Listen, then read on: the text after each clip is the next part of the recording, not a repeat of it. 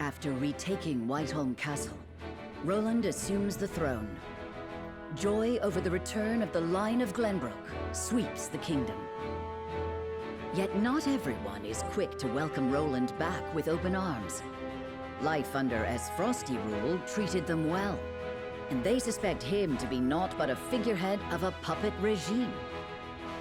Roland's absence, it seems, made room for discord among his subjects to flourish. Chapter 15, Part 1, A Banner's Worth.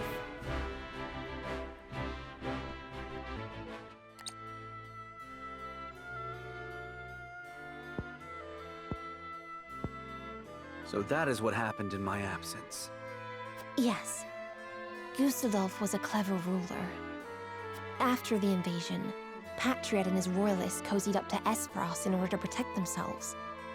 Gustadolf used them to his every advantage. He stripped them of their privileges and left them nothing but their governing responsibilities.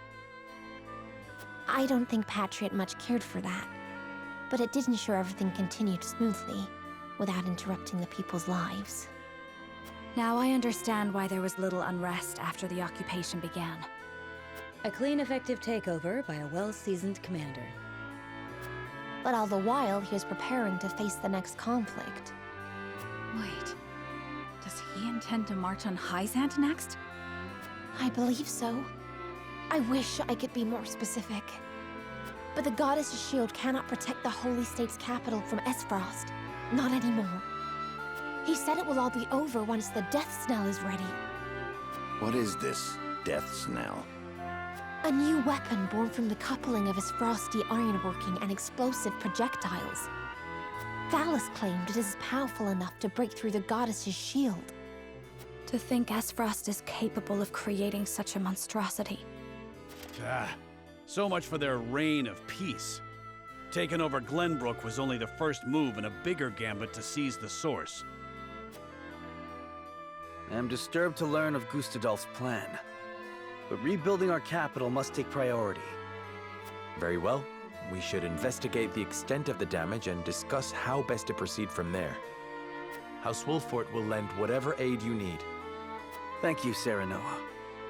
But since you are one of their saintly 7 now, I'd ask you to keep an eye on Hyzant as well.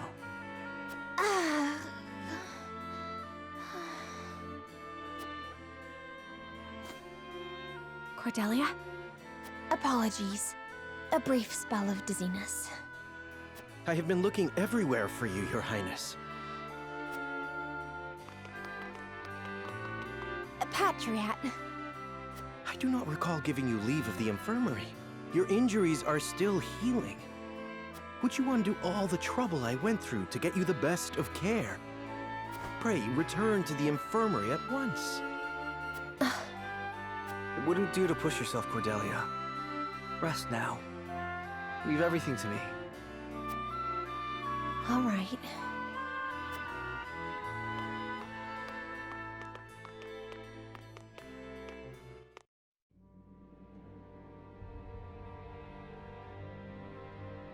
We got a pretty good understanding of the damage in the capital, my lord. It's a tad more than we were expecting. I see. Then we must make haste with repairs. Let's report this to Hyzant and see what aid they can give us. Was there anything of note besides damage? There ain't an easy way of putting this, but not everyone's exactly pleased to hear Prince Roland's return. Esfrost exempted Glenbrook's subjects from the salt tax. Likely a bid to get in everyone's good graces. A damn good one at that. But more than that, the so-called freedom Gustadolf brought to the kingdom seems to have made a splash. He threw out the old ways and made it so anyone could better their lot in life depending on their ability instead of their birthright. Just as in Esfrost. Then the people must have looked quite favorably upon Gustadolf's rule. I wager folks ain't too pleased to see us since they figure it means things will go back to how they used to be. Roland surmised as much. We must do something to show the people his is a return worth celebrating. Anna, have you looked into the state of affairs in the castle? Yes. The head of the Royalists, Minister Patriatte, is extending his influence. He made quite the name for himself, even under Gustadolf. Though he seems eager enough to support King Roland, he was just as eager to serve the Archduke. I do not believe we can trust him.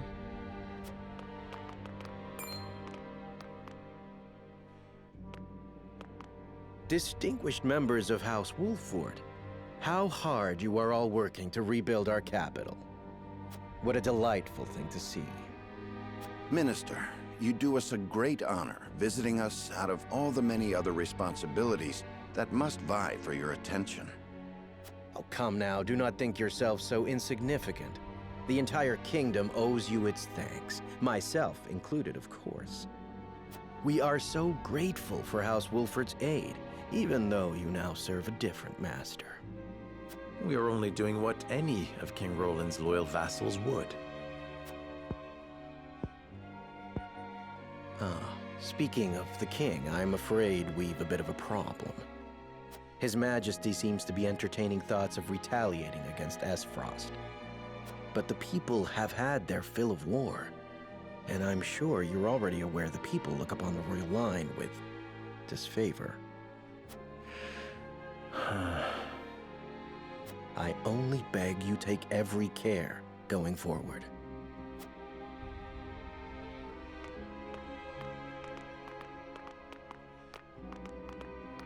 A warning. Even so, there is naught we can do but focus on rebuilding. Indeed. Let us return to the king and apprise him of our progress. I would walk the city with Sheila a bit longer and speak with the people. As you wish. But this is not the capital you knew. Be careful, my love.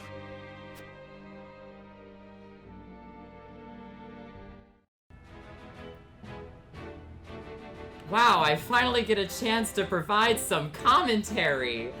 Hey guys, it's Skymer here, and welcome back to another episode of Triangle Strategy. In the last 2 episodes, I should say, we got a lot more in-depth view of the benefits and the repercussions of our fight in the capital city. I would like to speak on the matter of what happened in the last episode, because obviously I wasn't able to speak of it prior to the chapter's ending. So, it sounds like Cordelia had to, obviously she got burdened quite a lot by her sudden position change and kind of getting thrown into Gustadolf's rule. I understand how the people feel about how Gustadolf enacted this whole idea of relinquishing salt tax, and so that makes it, less expensive for people of the city, which makes it much more enjoyable to live your life when you don't have such an economic strain. But I will also tell you that it was all just a way to get into the good graces, like Benedict said, or whoever said that. But regardless, he wanted to implement a new governance underneath that whole idea of freedom. It's a two-way street for him. It's a double-edged sword. You know what I mean? No matter how you view Gustadolf, you're gonna get stabbed at the end of the day.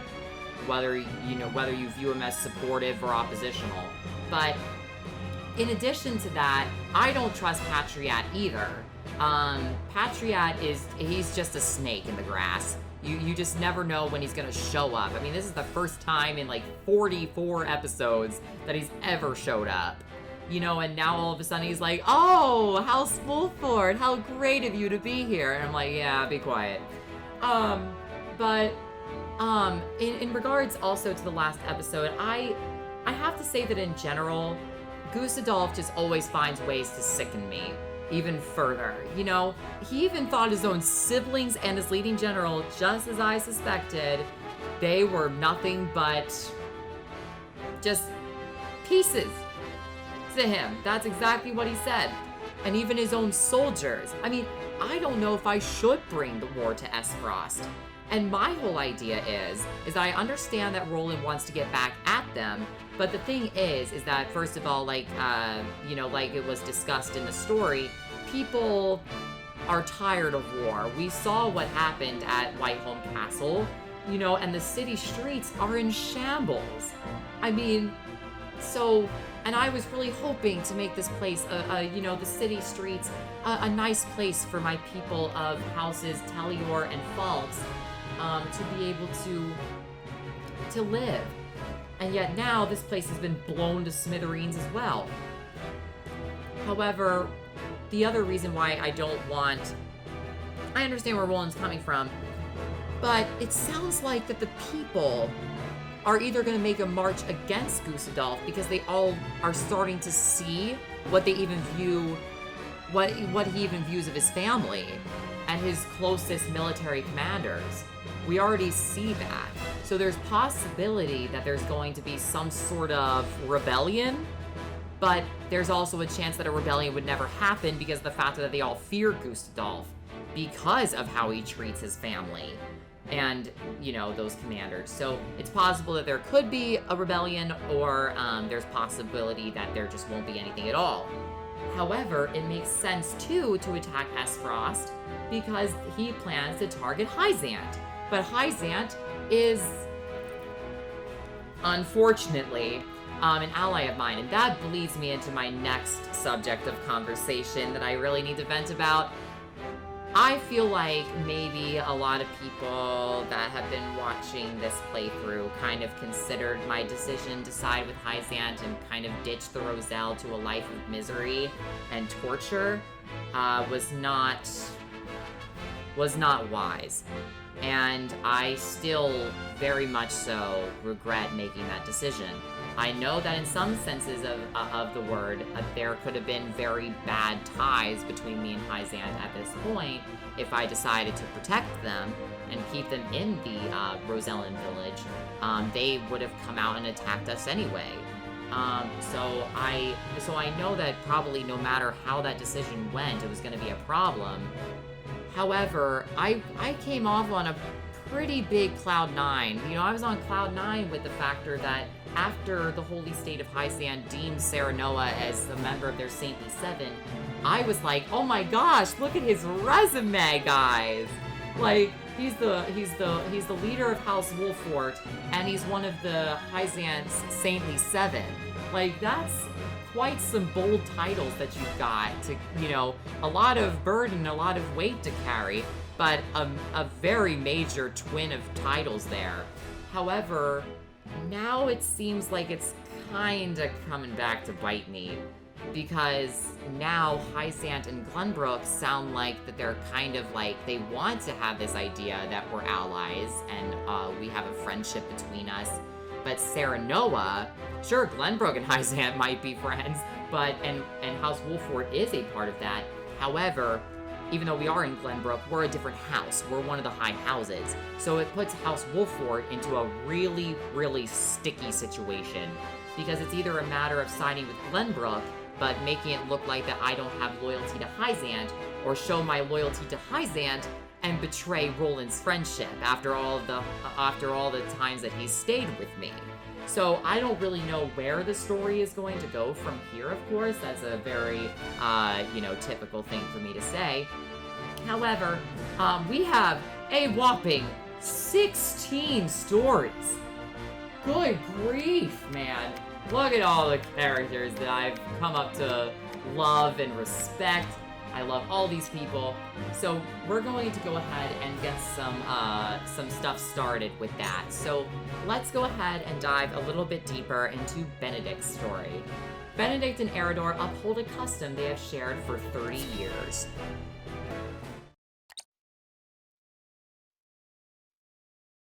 All right, lads and lasses, lay down your arms. Let your bruises remind you of the lessons learned today.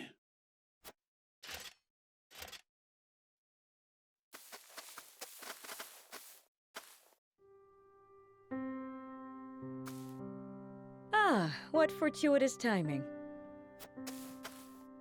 I still owe you for the drinks from the other evening. I wondered if I might treat you tonight. Apologies, lass, but I've got places to be. Perhaps another time.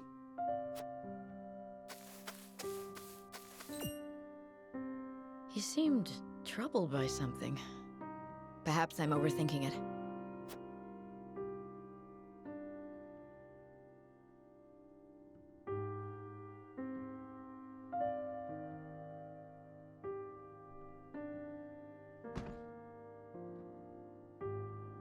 let us end our day's work here. It is early, is it not? Is something amiss? No, nothing at all. Just my attention is required elsewhere for a time.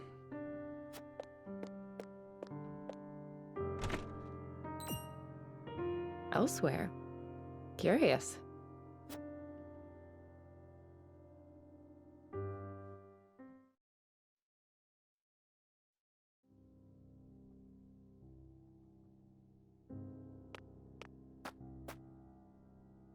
How many have you had?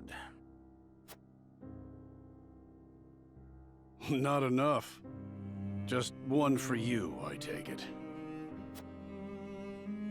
Yes. Went by in a flash. Can you believe it's been 30 years? The time has escaped us. The memory of that day, however, I doubt ever will.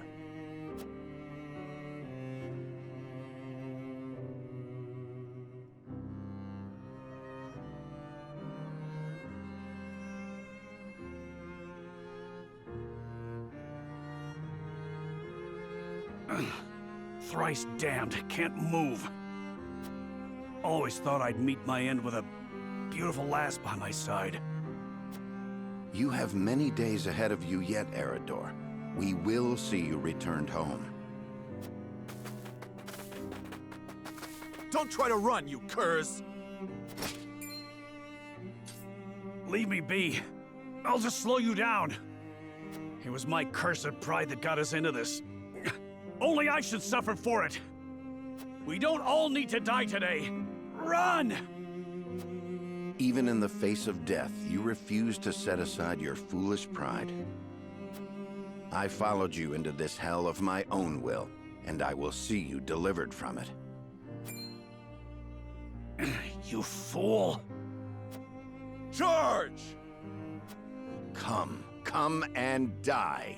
Yeah!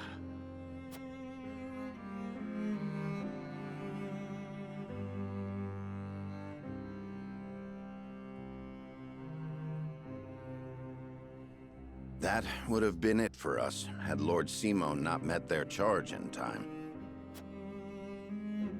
Aye, and the only punishment for my pride were these aches that keep me awake at night. We hungered for glory all those years ago, without a care for how it would serve us later on.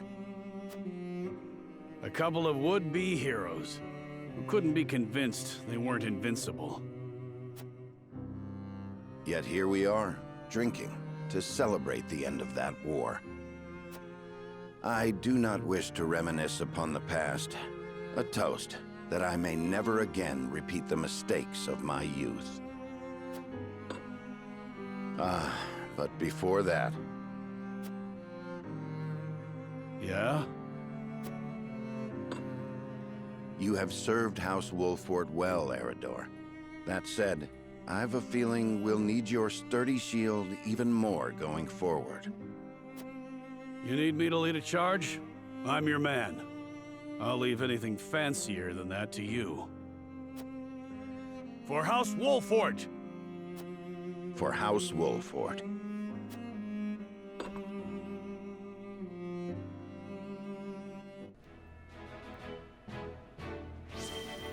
Very, very cool story. You know, the factor that they still come together and realize that maybe they did make some mistakes, but and they know that maybe they were walking, into something that was inevitable for their demise, but they still stuck together.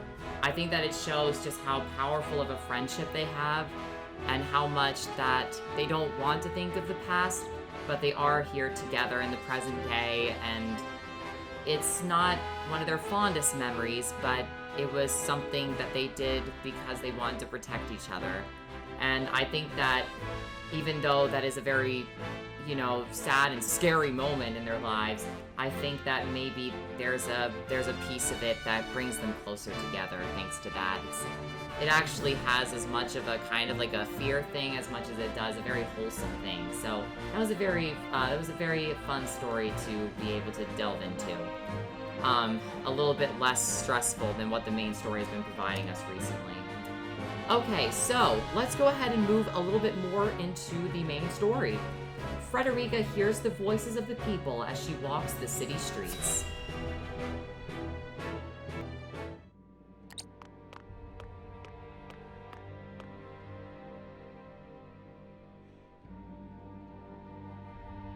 There are more who accepted Esfrost's rule than I imagined. Glenbrook's history is long. Yet, that is why hierarchy and precedent hold sway.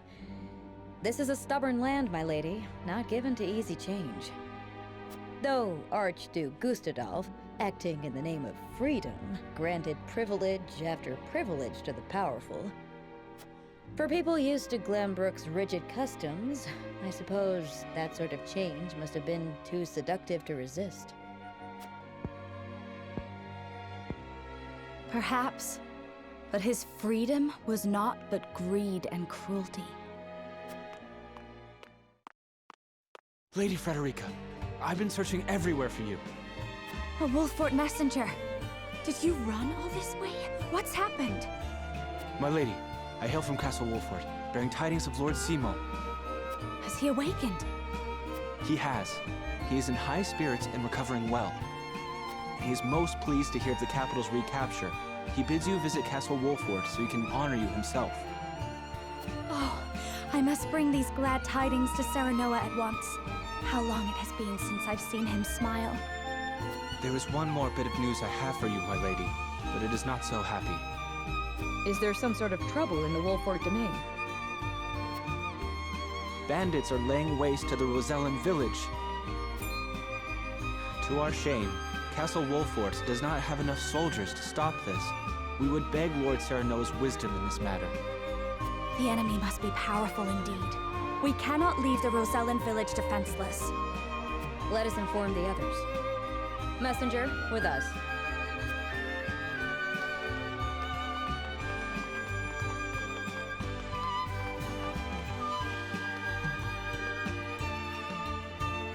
Well, well. Things are about to get interesting.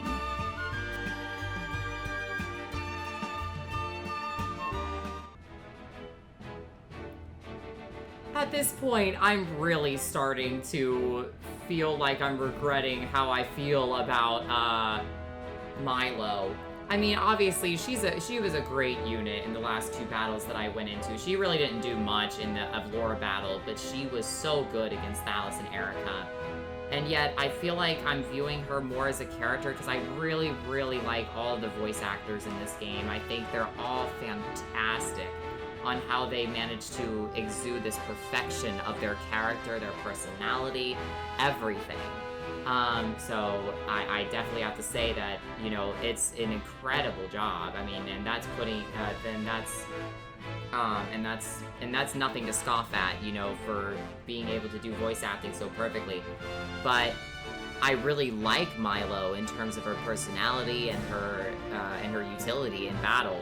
But the whole thing is that she is a spy at the end of the day, and honestly, I forgot it for a time that she was a spy, and now it just came back to potentially haunt me in this game, just because of the factor that she could be reporting all of this to Hyzant, and very much so, very likely, because she kind of works with all of the Saintly Seven.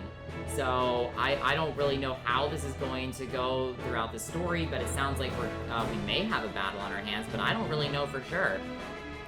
Alright, let's go ahead and head into the second part of the main story here. Roland takes steps to rebuild the Crown City, but Patriatte and the Royalists have other ideas. Ah, the most trustworthy of people.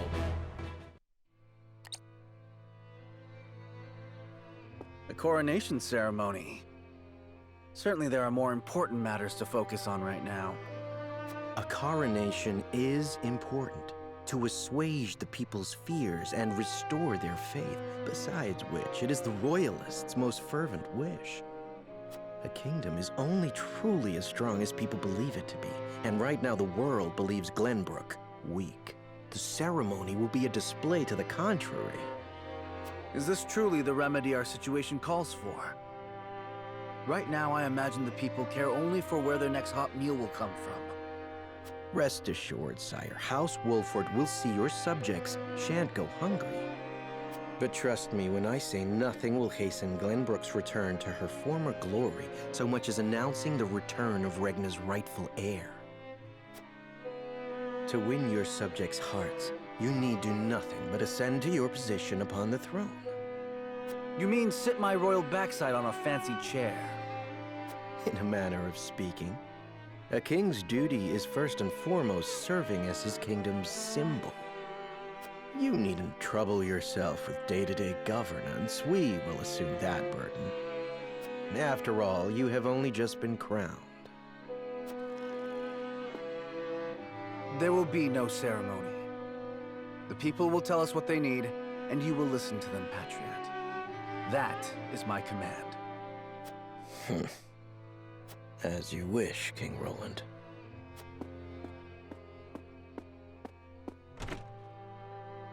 How fare things, Suette?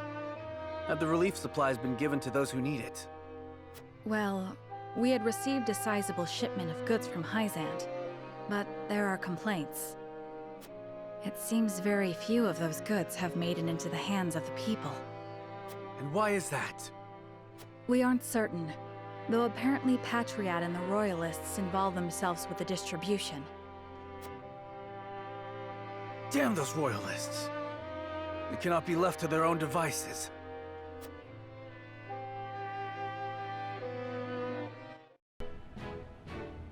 Oh my gosh, Patriatte! Why do you have to involve yourself in literally everything now? He's trying to pull a Silvio, to be honest with you. Because remember how Silvio, like, oh, he wanted to have a party to talk about, oh, we're gonna, like, rekindle all the high houses again, even though House Fawkes had just recently fallen before that point. And he was like, let's have a toast to the alliances coming back together, the high houses bringing their hope and trust in each other once again. But we're gonna celebrate with wine, even though there's a war on the horizon in this frickin' region of Norzelia. But we're going to toast and have fun. Yeah, right. I'm like, Patriatte is literally just Silvio 2.0. That's just what he is. And I didn't like him at the beginning, I don't like him now, and I will probably never like him to begin with. Or end with, for that matter. So, okay, so it looks like we have a decision coming up here very soon. I'm gonna have to see what that's about. But first, we have another green side story that's taking place at the Hierophant's Palace. With Glenbrook reclaimed and Esfrost dealt a heavy blow, Hyzant takes the opportunity to make a strategic move.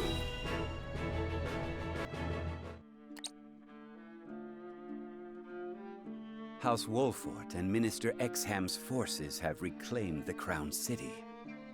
And not only that, they have dealt a heavy blow to the Esfrosti forces in killing Thalas and other commanding officers. We couldn't have hoped for a better outcome.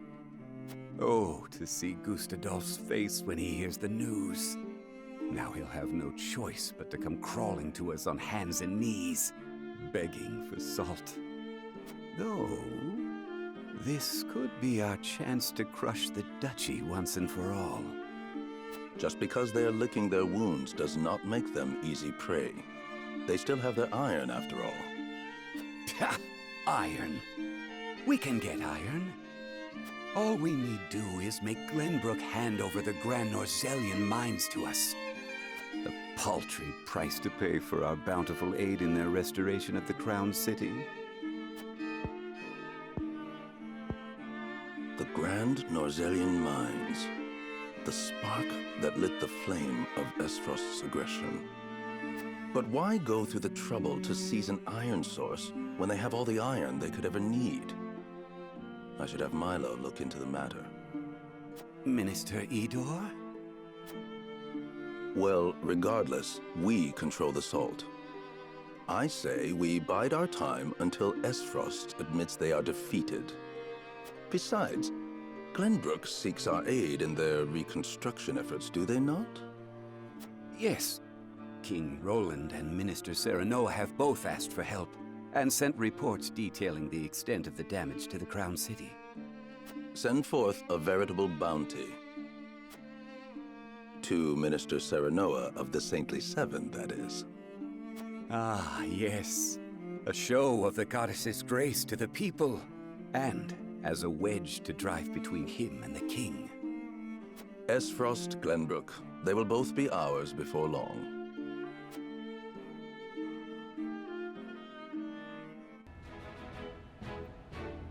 This is exactly what I feared, guys. This is exactly to a T what I feared. Hyzant doesn't have the intentions of making their country have alliances with others. They wanted to take over these places and have their rule stretch across Norzelia, which now makes perfect sense for when Exham said to Serenoa that this isn't a matter of doing this for House Wolfort, and for, no, not for House Wolfort. Not a matter of saying that this is for Glenbrook, but for a matter of saying this is for Norzelia.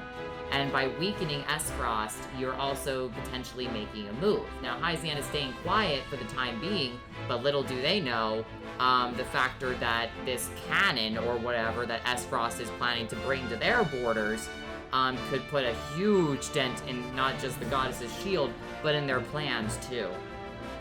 But also, that makes me very mad in that scene to say that they were an aid. Yes, you were an aid in the you're currently an aid in the reconstruction, and you were an aid when it came to our plan to storm Whiteholm Castle prior. However, Exham and Camsell did not obey all of the orders that House Wolfort had for them.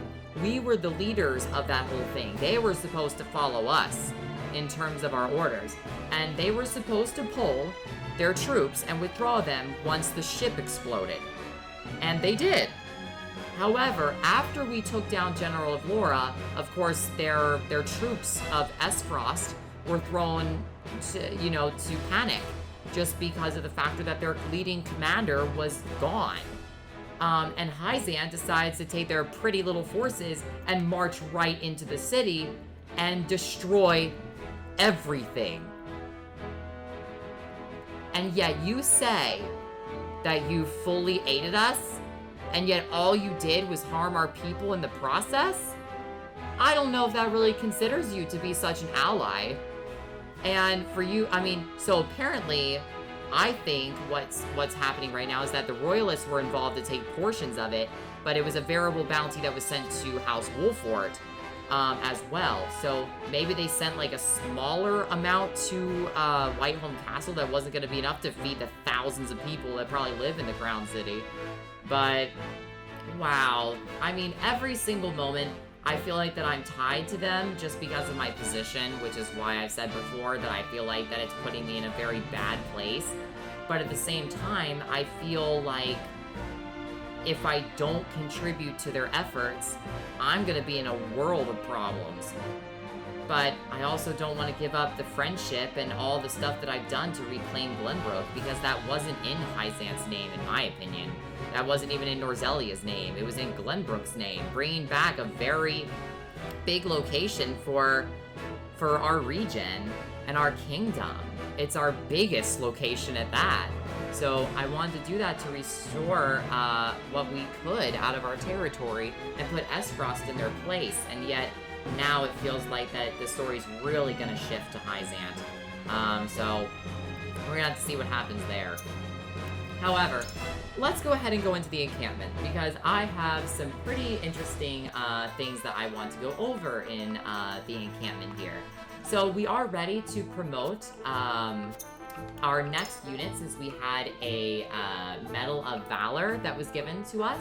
So Serenoa is obviously our previous promotion, but we also have everybody else that's able to promote. So it seems like Roland here, if he becomes the Master Cavalryman, he gets Spring in your step. Increases your movement by 1 with clear weather. Ooh. So is everyone just gonna get one more skill? Okay, everyone gets one more skill for promoting. Benedict gets Remain Calm. Grants immunity to silence, fury, and temptation. Okay, so he almost gets like, okay, so he can resist certain status conditions. That's pretty cool. Frederica gets Magic Ablaze. Increases your magic attack when you're on a square that's set ablaze. Okay, that's very interesting. I don't know how useful that would be, but that's a very interesting skill. Gila gets Fight or Flight. Increases your movement by 1 when enemies are nearby. Oh, that's pretty cool. Oh, I like her hair changes color, guys. She dyes her hair upon class promotion. That's pretty badass. I love it. Anna gets Surprise Attack. Increases damage dealt while taking cover. Okay, so I guess on her first attack that she's under cover, she deals a lot more damage. That's pretty cool, because her attack stat is definitely one of the lower on my team. Huette gets Sights Set. Deal physical damage to enemies within your weapon's range for 1 turn. Ooh. Can you imagine how interesting that would be if she hasn't even done a normal attack yet? That's pretty cool. Wow, that's awesome. Oh, okay, Eridor gets Desperate Defense, so he gets, I think it's half damage. When you're under half your HP, you take always half damage. That's pretty good. And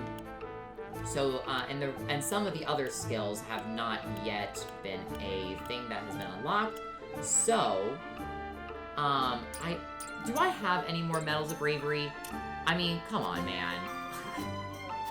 I know that somebody's ready for promotion. I do have a Medal of Bravery. Yes, you know what? Because someone very much so deserves this is Corentin. I absolutely believe after that battle that you did against Thalos and Erica, this is so much more than well-deserved for his promotion. So he gets the skill Icy Tomb, which deals ice-type magic damage to all enemies standing on icy squares within range, and unfreeze the target squares.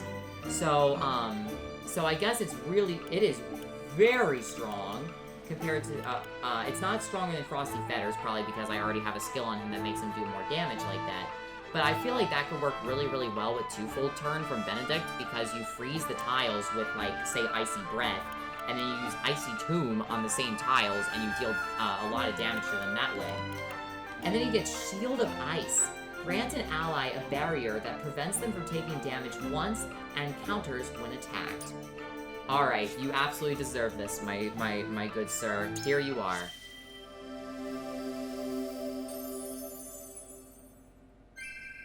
I'm not yet satisfied. Sorry about that one. That you're not satisfied yet. And then he also will get a skill called TP Plus on Ice. Oh, does that mean if he's standing on an icy tile, he just gets extra TP? That's pretty good. Well, I mean, this is a hard decision, because I feel like if I go against Roland, I'm no longer gonna get him in my party, so the promotion for him kind of feels like it wouldn't be very good. I'm kind of thinking either promoting Huette or Gila would be really good. Because she would be able to increase her movement to be able to get away from enemies' range, if that was possible. But Eridor is looking so good to me right now, just because of the fact that he's come with me to so many battles, and his tanking prowess is unmatched. So you know what, my good sir, you absolutely deserve the next promotion with the Medal of Valor. Become my Master Guardian.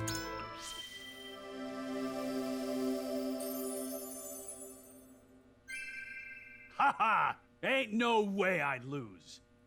Exactly. Well spoken, Eridor. You are, I mean, yes, technically, yes, he can be defeated, but, like, come on, man. That's hard to do with him. Alright, so let's go ahead and purchase our second Medal of Valor, so we can figure out who else that we want to promote. And I'm kind of thinking, just because she comes with me to every battle, I mean, it's the standard, man. We gotta make our blue-haired healer, because she has been essential for all maps that we have done, and all maps going forward.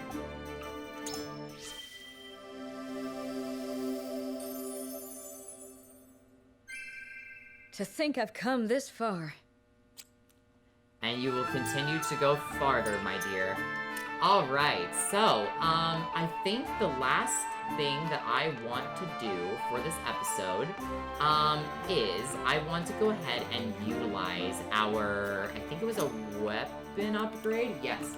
So we got the ability to get Benedict's weapon upgraded to the final stage, which is the butterfly rod.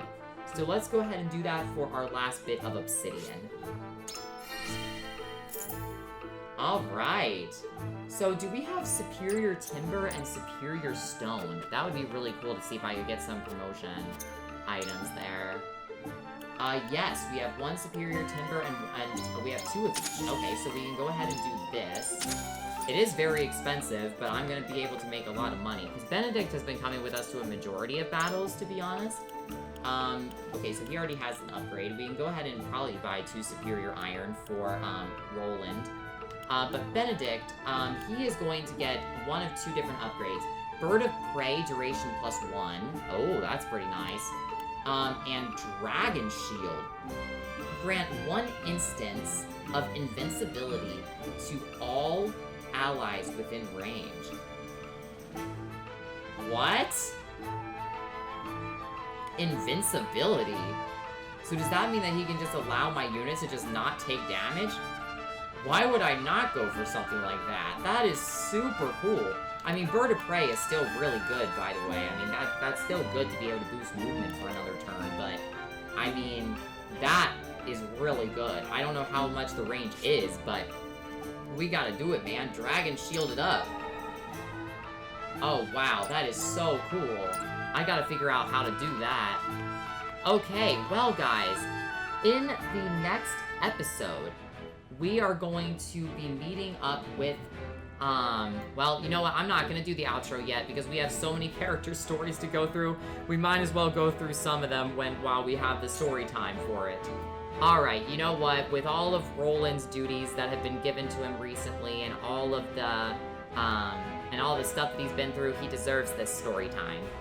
Roland harbors doubts about his station, but Serenoa reminds him that he's noble in his own way.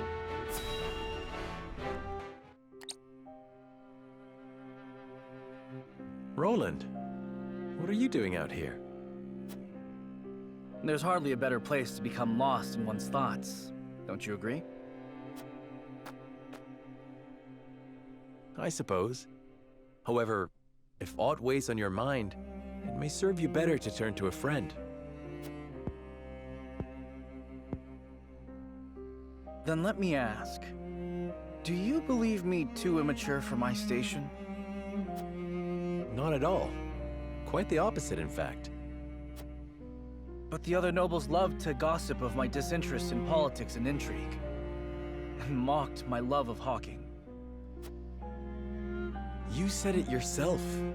Gossip and sniping, nothing more. Pay no mind to nobles and their petty judgments. The people who matter, your subjects, hold you dearly in their hearts. Stories abound of their love for you.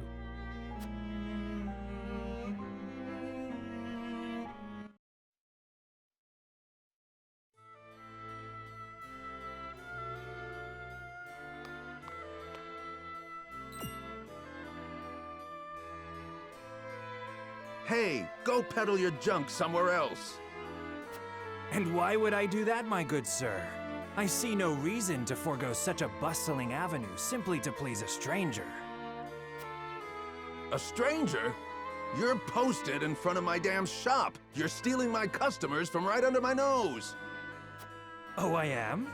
I'm not sure your lack of customers could be blamed on me. Surely the proprietor bears some responsibility for... What bickering is this? None of your business, whelp. Now leave us to our negotiations. Prince Roland, is that really you? A prince, you say? Well, A distinguished gentleman such as yourself must be mortified to have your customers bear witness to this childish bickering. I'm sorry, Your Highness. My temper got the best of me. And you, merchant. If you mean to trade in Glenbrook, I trust you have procured the proper licenses and approvals. Well, the process takes some days, you see. Pardon, Your Highness. Then your business shall have to wait some days, it seems. Shall I summon a member of the Kingsguard to explain the law in detail? No, there'll be no need of that, Highness. I'll just be on my way.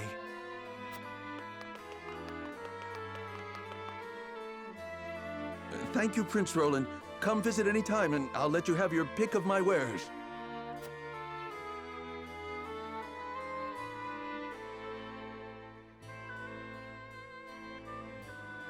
Huh.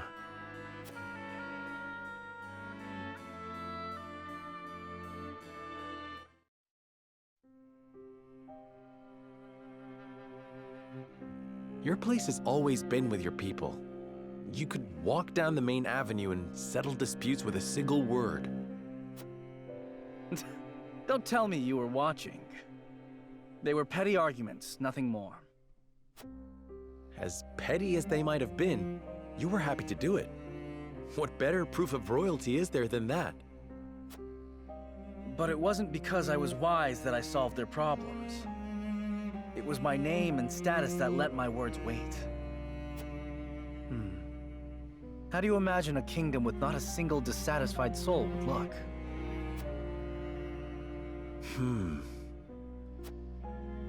That's a difficult thing to imagine. Indeed.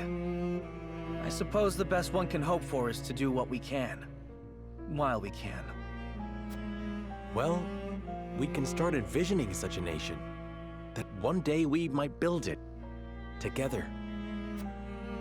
I like the sound of that. No doubt the answers we seek lie ahead, so long as we stay honest with ourselves. And so long as we work together, you and I, Serenoa.